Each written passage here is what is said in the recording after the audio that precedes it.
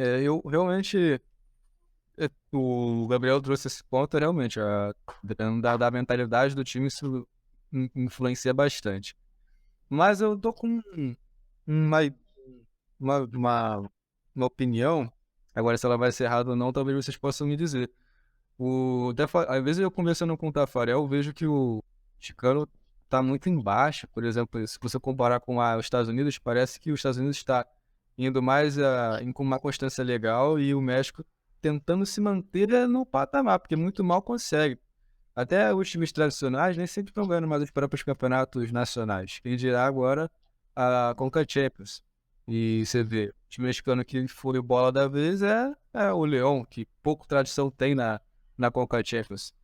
Essa, essa é uma pergunta livre aqui, né? Aí vocês sintam-se à vontade para falar do que vocês acompanham hoje em dia. Não precisa trazer nada de dados, não, com a experiência que vocês têm.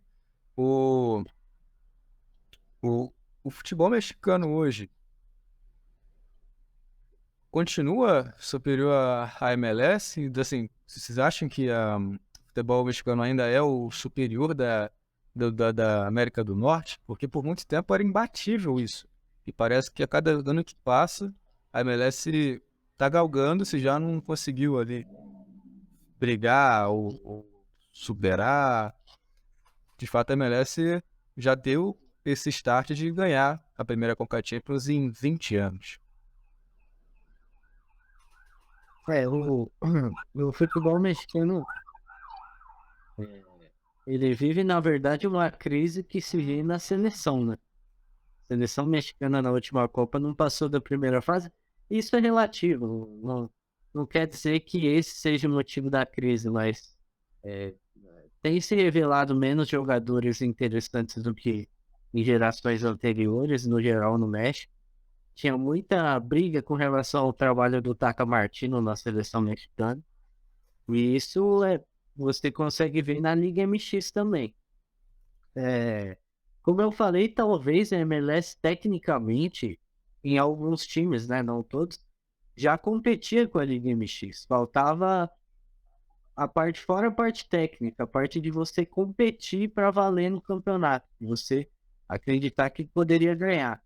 E eu acho que é uma junção. A MLS está cada vez mais evoluindo em vários aspectos e o futebol mexicano está cada vez mais decrescendo em vários aspectos. Você vê um México campeão olímpico de 2012, que dava muito trabalho para o Brasil nos anos 2000, hoje já não é esse México. E eu acho que isso reflete na Liga MX. Se você, por exemplo, qual o destaque do Leão? Você pode falar que é o Campbell, que não é mexicano.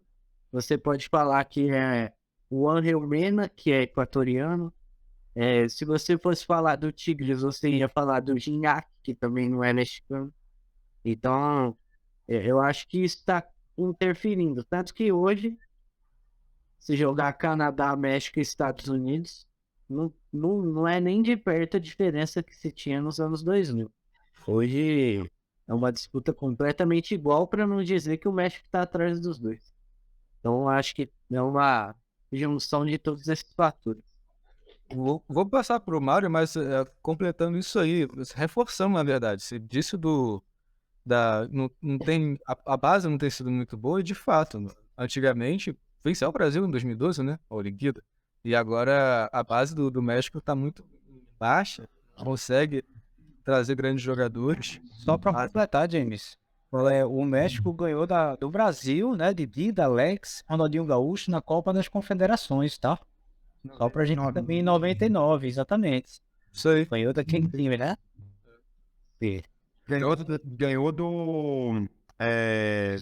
do Brasil, que seria o campeão das confederações de 2005 na fase de grupos. No Borghetti, né? Eu acho que é o melhor. O Brasil na fase de grupos. Eu acho que talvez, não vou ser leviano de falar com certeza, essa geração foi a melhor mexicana. Tinha o Blanco, tinha o Pazenes. Ganhou do Brasil na fase de grupos da Copa América. O Doni de goleiro. Era o time do Wagner Love que ganhou da Argentina na final. E com o gol do Vela, né, que tá no LAFC. Exato. Tem isso. Então, passar para passar então pro Mário, é isso. A base também influencia bastante. Porque se a gente parar pra pensar, nunca teve grandes jogadores, acho que foram igual, quando eu falo jogadores astros, igual, por exemplo, a MLS é hoje, trazendo o Gareth Bale, por exemplo. Você não vê isso no México com frequência. Você vai ver, sim, repatriando aqueles medalhões. Acho que são mexicanos.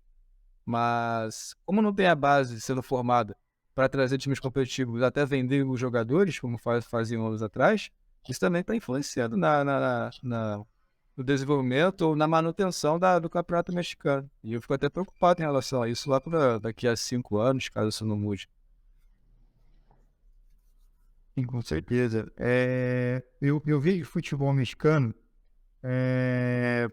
caindo no ostracismo, e não apenas a falta de novos valores, mas também, cara, acontece algo com os treinadores mexicanos que acontece com os treinadores brasileiros. Muitos deles não se reciclam e acaba virando aquela dança de cadeiras, entendeu? Mesma coisa. Você vê lá, tipo, fulano tá treinando um time brasileiro num ano, aí no outro ano ele tá treinando outro time brasileiro, no outro ano ele tá treinando outro time brasileiro, porque assim, o time foi lá, demitiu, quem que tá disponível? Aquele. Aí quem que tá disponível? Aquele. Com o México acontece a mesma coisa. E ao que me parece, posso estar errado, não me parece que há, por exemplo, lá no México, alguma coisa forte assim na formação de novos treinadores ou na reciclagem dos treinadores atuais. Entendeu? Isso é algo que nos Estados Unidos acontece. Nem que seja treinadores estadunidenses, mas os estrangeiros que trabalham nos Estados Unidos vão lá e deixam um legado. A gente percebe isso, por exemplo, com o Bob Bradley, já nas confederações de 2011, quando... 2011, que os Estados Unidos foram vice do Brasil? Não, 2009.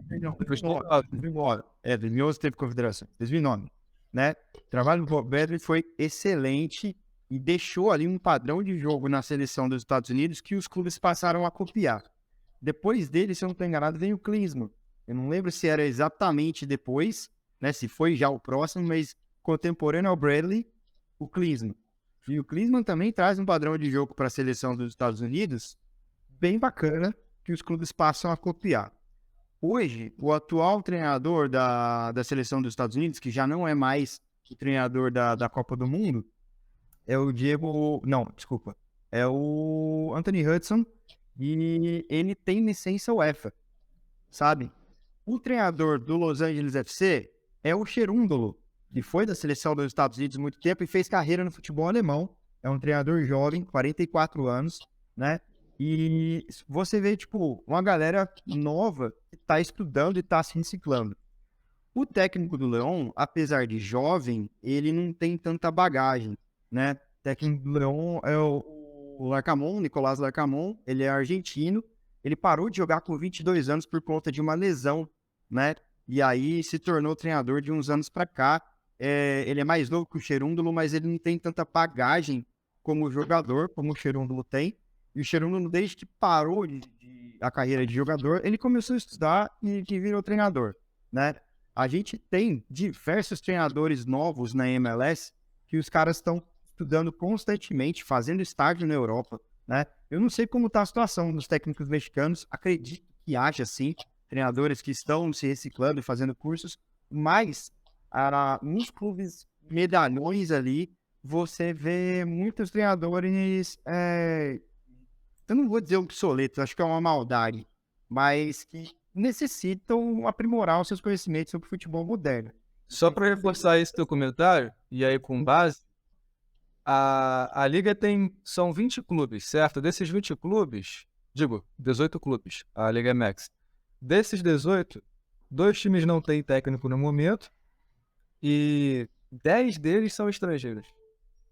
10, a maioria é estrangeiro, incluindo o brasileiro na Liga MX, que no caso é o André Jardine e o Ferretti, que já é mexicano a vida toda. O cara nasceu no México, mas, pô, é brasileiro.